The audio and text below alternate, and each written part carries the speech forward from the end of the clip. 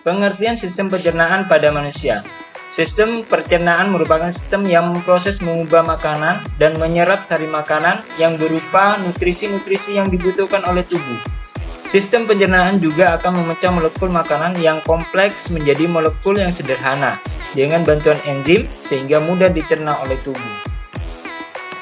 Bagian-bagian sistem pencernaan pada manusia.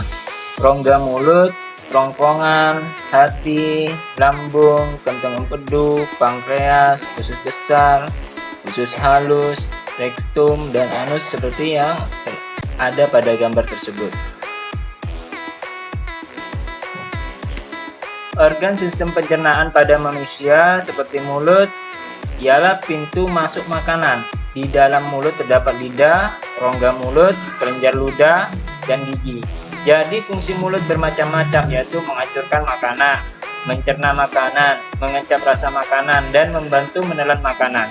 Di dalam mulut terjadi pencernaan mekanis dengan gigi dan lidah, dan pencernaan kimiawi dengan ludah yang mengandung enzim pitialin.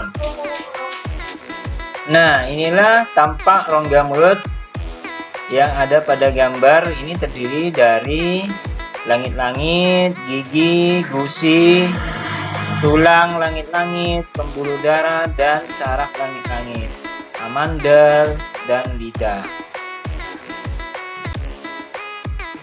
Yang kedua yaitu kerongkongan.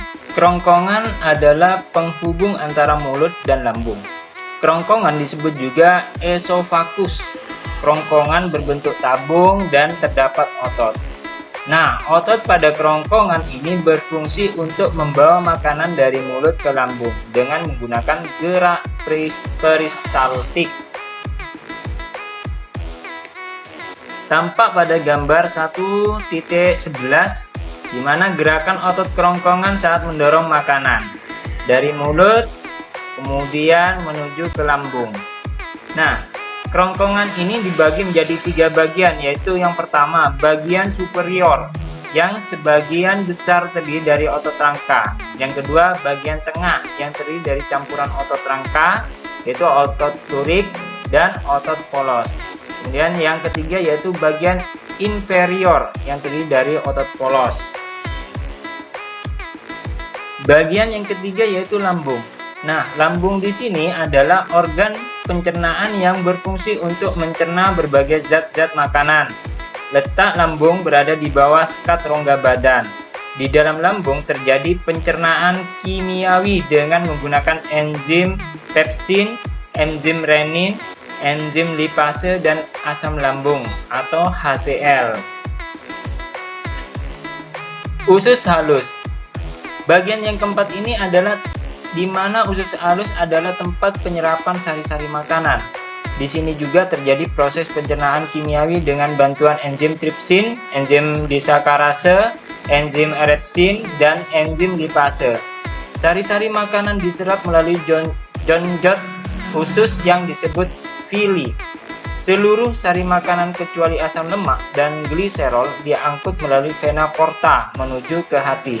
Sedangkan asam lemak dan gliserol diangkut melalui pembuluh limfa.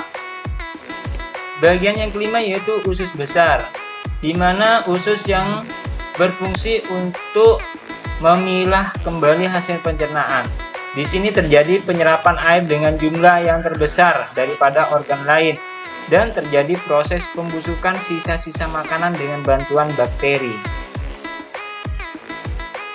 Tampak pada gambar ini struktur usus besar terdiri dari yang pertama usus buntu, kedua kolon ascendens atau kolon naik, yang ketiga kolon transversum atau kolon datar, yang keempat kolon descendens atau kolon turun, yang kelima yaitu rektum, tempat menyimpan feses sebelum dikeluarkan melalui anus.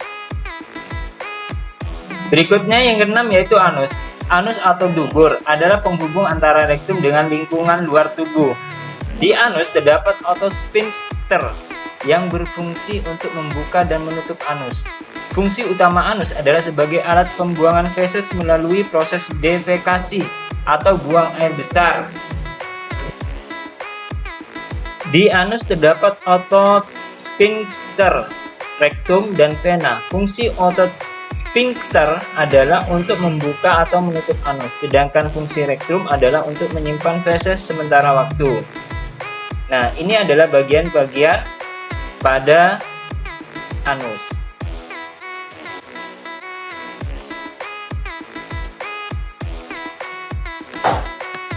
Dari bagian ini selanjutnya makanan akan dibawa menuju bagian usus halus. Di bagian ini terjadi proses pencernaan kimiawi yang melibatkan berbagai enzim pencernaan. Selanjutnya proses akan dilanjutkan pada proses penyerapan absorpsi yang berlangsung di usus kosong dan sebagian besar usus menyerap. Untuk makanan yang tidak dicerna oleh usus halus, misalnya seperti jenis selulosa bersama dengan lendir, bagian ini akan maju ke bagian usus besar menjadi feses.